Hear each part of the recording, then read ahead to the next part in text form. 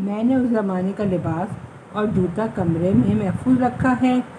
جب میں اپنا یہ لباس اور جوتا دیکھتا ہوں تو اپنے آپ سے کہتا ہوں، اے ایاز، تم وہی چرواہے ہو اور یہ تمہارا لباس ہے، اور آج تم یہ درباری لباس پہن کر اپنی پہلی حیثیت کو بھول مت جانا، کہیں ایسا نہ ہو کہ تم غرور و تکبر کا شکار ہو جاؤ۔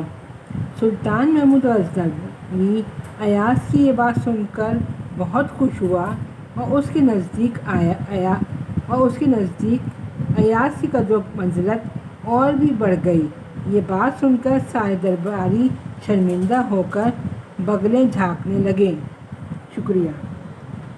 اب بچوں، میں آپ کو اس سبق کا خلاصہ بتاتی ہوں تاکہ آپ کو اس سبق کو سمجھنے میں بہت آسانی ہو جائے۔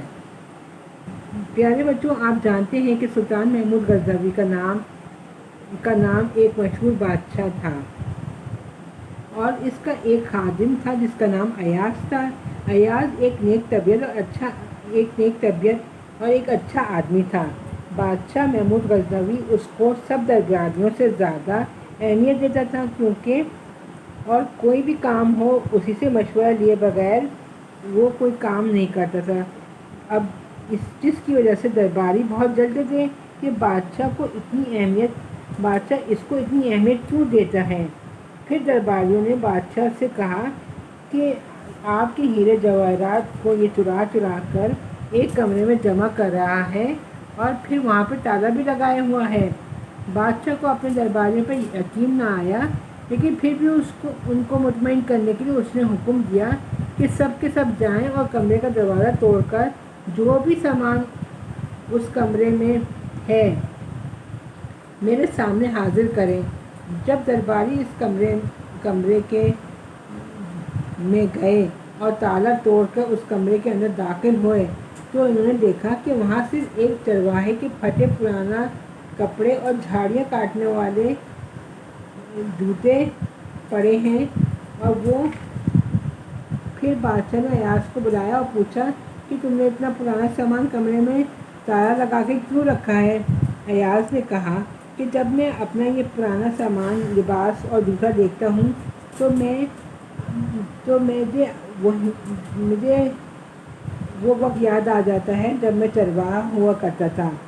اگر آج میں یہ درباری لباس پہن کر اپنی حیثیت میں نے یہ سامان اس لیے رکھا ہوا ہے تاکہ مجھے اپنی حیثیت یاد رہے، اور آج جو میں یہ درباری لباس پہنا ہوا ہوں تو میں کہیں اپنی حیثیت بھول نہ جاؤں اور مجھ میں کوئی غرور و تکبر نہ آ جائے۔ تو بچوں، ایاز کو اس کی عاجزی اور انکساری کی وجہ سے